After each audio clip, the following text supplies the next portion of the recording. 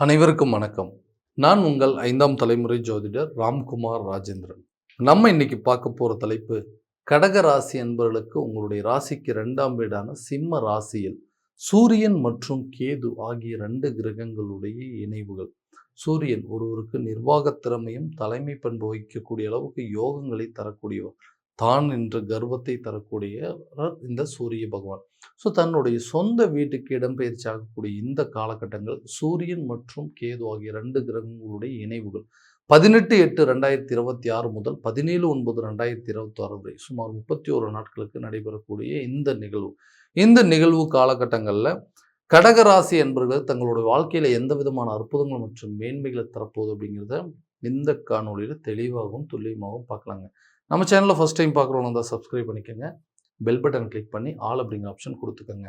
சந்திர பகவானை அதிபதியாக கொண்டவர்கள் இந்த கடக ராசி அன்பர்கள் எல்லாமே நல்லா தாங்க பண்ணுவாங்க. எப்போவுமே சுறுசுறுப்பாக இருக்கக்கூடிய நபர்கள், அடுத்தவர்களுக்கு உதவி செய்யக்கூடிய ஒரு மனப்பான்மை, எந்த சூழ்நிலையில் எப்படி வாழணும், எந்த இடத்துல யார்கிட்ட எப்படி பேசணும் அப்படிங்கிறத தெளிவாக தெரிந்து வாழக்கூடிய நபர்கள், மற்றவங்களுக்கு அட்வைஸ் பண்ணக்கூடிய நபர்கள், எந்த சூழ்நிலையிலும் மற்றவங்க நமக்கு எந்த விதத்துலையும் ஒரு குறை சொல்லிடக்கூடாது அப்படிங்கிறதுக்காக ஒவ்வொரு விஷயத்தையும் பார்த்து பார்த்து செய்யக்கூடிய நபர்கள், அடுத்தவங்களுக்கு உதவி செய்யும் மனப்பான்மையை கொண்டவர்கள். என்ன நடந்துட்டு இருக்குதுன்னே தெரியலைங்க லைஃப்பில். எதுக்கு எடுத்தாலுமே எனக்கு முயற்சிகள் எல்லாமே தடைப்பட்டுட்டே இருக்குது. குரு பயிற்சி வந்தால் நல்லாயிருக்கும், சனி பயிற்சி வந்தால் நல்லாயிருக்கும், ராகுகேது பயிற்சி வந்தால் நல்லாயிருக்கும், அந்த பயிற்சின்னு எல்லா விதத்துலேயும் எதிர்பார்ப்புகளை மட்டுமே யோசிச்சிருந்தோம். ஆனால் என்னுடைய லைஃப்பில் இன்றைக்கி எதிர்பாராத நிகழ்வுகள் மட்டும்தான் நடந்துட்டுருக்கு. நான் ஒன்று நினச்சி பண்ணுறேங்கன்னா அது டோட்டலாக வேறு விதமாக நடந்துகிட்ருக்கு. எந்த விதத்துலையும் எல்லோரும் யாருக்கிட்டையும் ஒரு உதவி அப்படிங்கிறது கிடைக்கவே மாட்டேங்குது.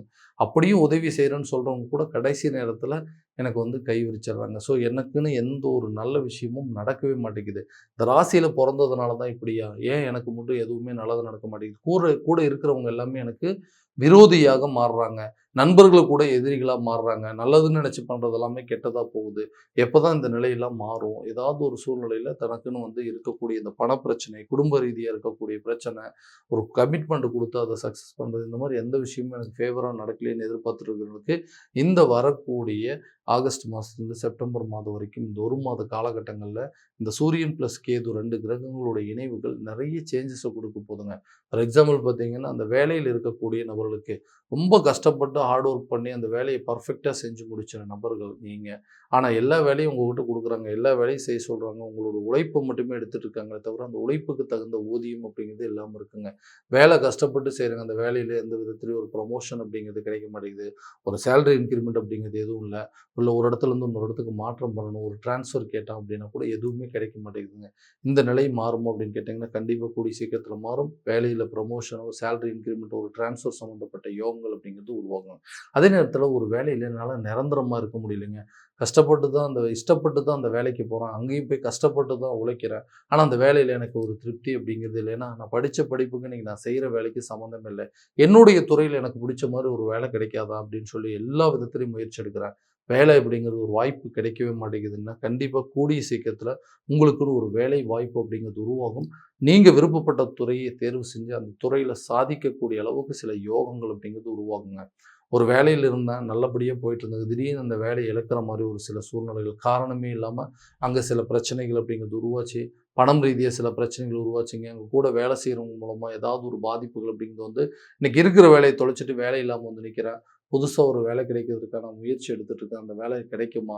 அல்லது வெளியூர் வெளிநாடு சம்மந்தப்பட்ட வேலைக்கு உண்டான முயற்சிகள். ஏன்னா பண ரீதியாக நிறைய கஷ்டங்களை சந்திச்சிட்டேன். கொஞ்சம் வருஷம் போய் ஏதாவது வேறு கண்ட்ரியிலே போயோ, இல்லை வேறு ஊரில் போயோ, அல்லது வெளியூரில் போய் வேலை செஞ்சேன்னா இந்த பிரச்சனை எல்லாத்தையும் தீர்த்தலாம் அப்படின்னு சொல்லி முயற்சி எடுக்கிறேன். அந்த முயற்சிகள் எனக்கு எந்த விதத்திலையும் சாதகமாக இல்லைன்னு சொல்கிறவங்களுக்கு கூடிய சீக்கிரத்தில் வெளியூர் மற்றும் வெளிநாடு சம்மந்தப்பட்ட வேலை வாய்ப்புகள் கிடைக்குங்க. வேலை தேடிட்டு இருக்கிறவங்களுக்கு புதிய வேலை வாய்ப்பு உங்களுக்கு தேடி வரும். ரொம்ப நாளைக்கு முன்னாடி அட்டன் பண்ணியிருப்பீங்க ஒரு இன்டர்வியூஸ், அந்த இன்டர்வியூஸில் கண்டிப்பாக உங்களுக்கு நல்ல ஒரு ஃபேவரான ரிசல்ட் அப்படிங்கிறது இருக்கும். யாரெல்லாம் உங்களை பார்த்து சொன்னாங்களோ, நீ எல்லாம் வேலைக்கே போக மாட்டே, நீ எல்லாம் சும்மா சுற்றுறதுக்கு தான் லாய்க்கு, உன்னால் ஒரு வேலையை கூட உருப்படியாக செய்ய முடியாது, நீ எதுக்குமே லாய்க்கலைன்னு சொன்னாங்களோ, அவங்க முன்னாடி ஒரு புதுசாக ஒரு வேலை வாய்ப்பை உருவாக்குவீங்க. உங்களுக்குன்னு ஒரு அடையாளத்தை கிரியேட் பண்ணுறதுக்கான சூழல் அப்படிங்கிறது உங்களுக்கு ஒரு நல்ல சந்தர்ப்பங்கள் அப்படிங்கிறது உருவாகும். இதனால் குடும்பத்தில் இருக்கக்கூடிய நிதி தேவைகள், பணம் ரீதியாக இருக்கக்கூடிய பிரச்சனைகள் மொத்தமாக சால்வ் ஆக போகுதுங்க. தொழில் செய்யக்கூடிய நபர்களுக்கு தொழிலில் நிறைய முதலீடுகள் செஞ்சுங்க, நிறைய கஷ்டப்பட்டு ஹார்ட் ஒர்க் எஃபோர்ட் எல்லாம் போட்டங்க. ஆனால் முதல்ல இருந்த மாதிரி இப்போ எதுவுமே ப்ராஃபிட்டே வரதில்லைங்க. எந்த இடத்துல தப்பு செஞ்சேன்னு தெரியல, எந்த இடத்துல நான் தவறுகள் செஞ்சேன்னு தெரியாமல் அதை இருக்கக்கூடிய பிஸ்னஸில் நிறைய இழப்புகள் அப்படிங்கிறது ஏற்படுறதுக்கான சூழ்நிலை இருந்தது.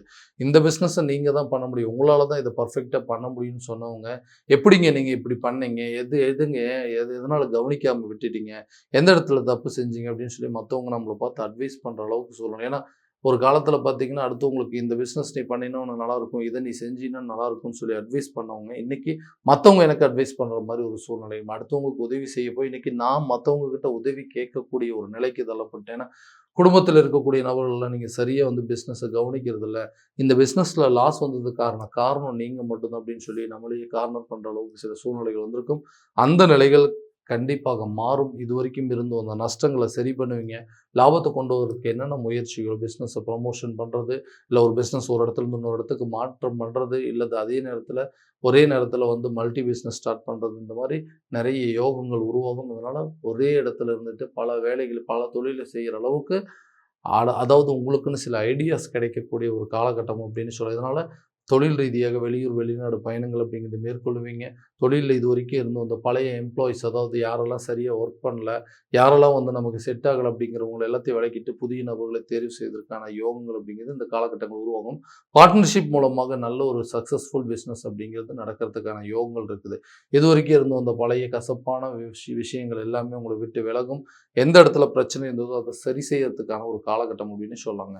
திருமணம் சார்ந்த யோகங்கள், திருமணம் அப்படிங்கிற ஒரு விஷயத்தினால இந்த நான் விருப்பப்பட்ட ஒரு சில வாழ்க்கை அப்படிங்கிறது எனக்கு சரியான விதத்தில் அமையல, அட்லீஸ்ட் எனக்கு அமைகிற வாழ்க்கையவாவது நான் விருப்பப்பட்ட மாதிரி ஏற்றுக்கிறேன், அதாவது நல்லபடியாக நடக்குமான்னு பார்த்தா 1008 குழப்பங்கள், எல்லாமே தெரிஞ்சு எல்லாமே ஓகே அப்படிங்கிற மாதிரி இருக்காங்க. கடைசி வரைக்கும் ஃபைனல் ஸ்டேஜ் வரைக்கும் ஓகே, கல்யாணம் பண்ணுற அளவுக்கு போன ஒரு மேரேஜ் கூட திடீர்னு அதை தடுத்து நிறுத்துக்கிற அளவுக்கு சில சூழ்நிலைகள் வந்துருச்சு. திருமணமே நடக்காதா அப்படிங்கிற அளவுக்கு சில குழப்பங்கள் அப்படிங்கிறது வந்துருச்சுங்க.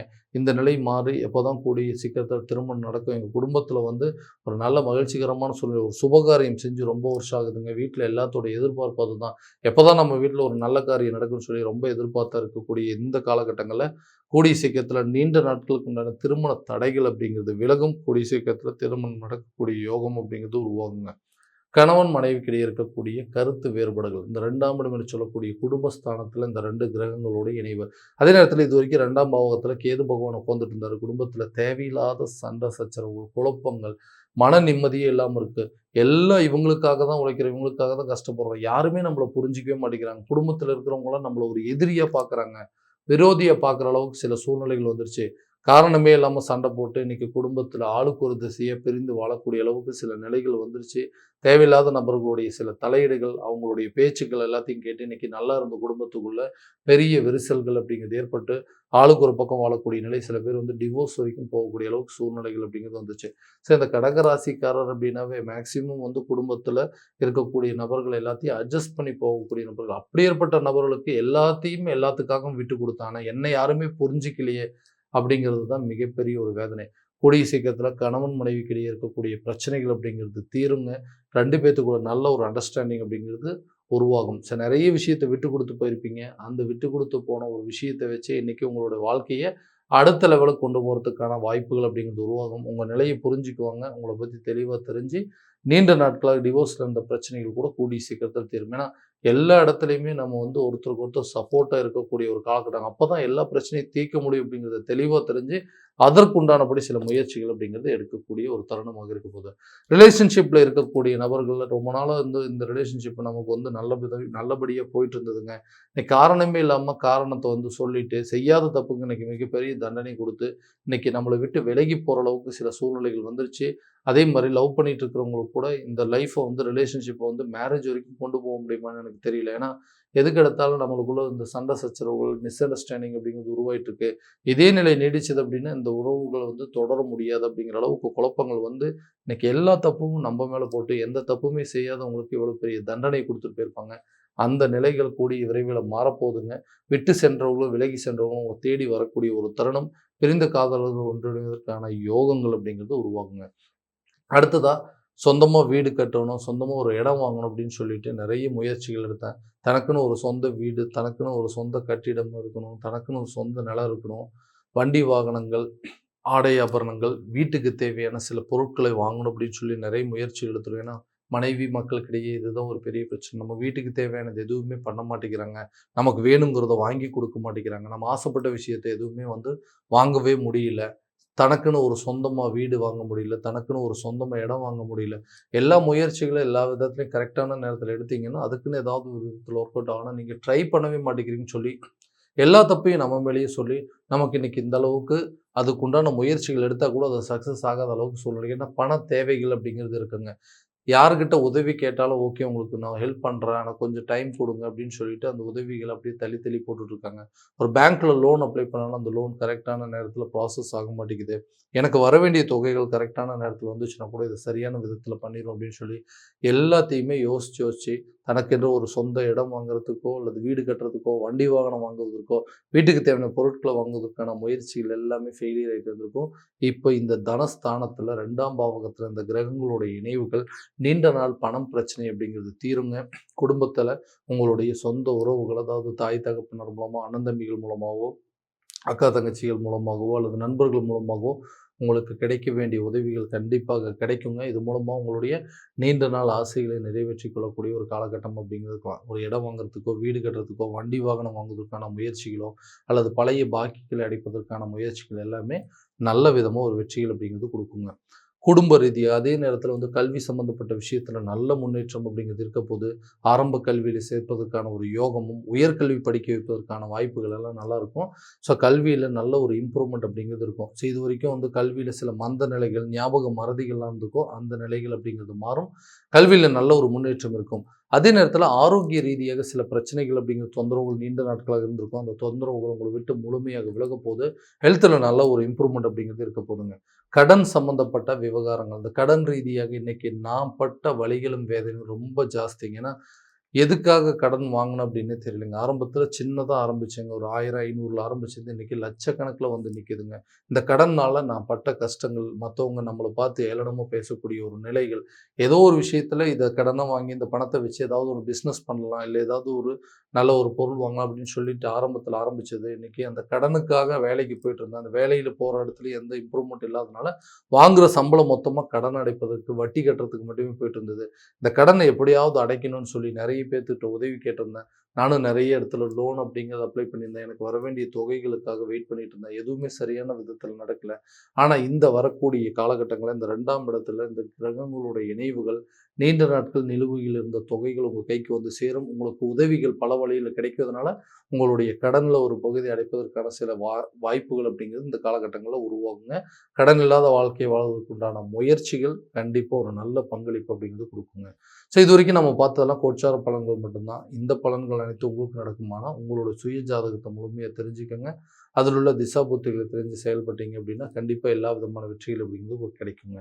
உங்களுடைய ஜாதகத்த என்கிட்ட பார்க்கணும்னு விருப்பப்பட்டீங்கன்னா, கீழ தெரியிற நம்பருக்கு கான்டாக்ட் பண்ணி அப்பாயின்ட்மென்ட் ஃபிக்ஸ் பண்ணிக்கங்க. அப்படி இல்லையா உங்களோட ஜாதகத்த வாட்ஸ்அப் மூலமா அனுப்பிச்சு வச்சீங்க அப்படின்னா, தெளிவான முறையில கணிச்சு துல்லியமான பலன்கள் அப்படிங்கிறது உங்களுக்கு தெரியப்படுத்தப்படுங்க. மீண்டும் அடுத்த காணொளியில் உங்களை சந்திக்கும் வரை உங்களிடமிருந்து விடைபெறுவது உங்கள் ராம்குமார் ராஜேந்திரன். நன்றி.